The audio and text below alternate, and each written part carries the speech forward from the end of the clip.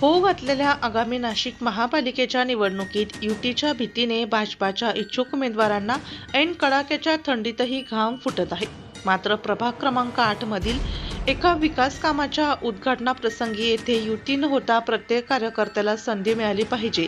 युती झाली तर आपल्या कार्यकर्त्यांवर अन्याय होईल, स्थानिक पातळीवर युती होणार नाही, यासाठी शहराध्यक्षांसह मुख्यमंत्री देवेंद्र फडणवीस यांच्याकडे आम्ही सर्व मिळून आग्रह धरणार असल्याचं आमदार सीमाताई हिरे यांनी सांगितलं. महाराष्ट्रात युती होईल किंवा नाही हा प्रश्न आपल्या प्रत्येकापुढे आहे आणि प्रत्येक जण पहिली गोष्ट तर उमेदवारीच्याही आधी आपण तो विचार करत आहोत की महायुतीचं काय होईल.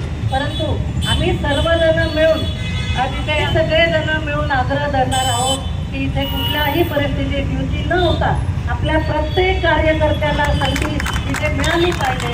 कारण प्रत्येक कार्यकर्ता हा खूप जोमाने काम करत असतो आणि युती झाली तर निश्चित आपल्या कार्यकर्त्यांवर अन्याय होईल. त्यामुळे आम्ही ही पूर्णपणे शहराध्यक्ष यांच्याकडे मागणी करून आम्ही सर्वजण मिळून हा प्रश्न देवेंद्रजीकडे मांडून आपली युती होणार नाही स्थानिक पातळीवर यासाठी प्रयत्न करू.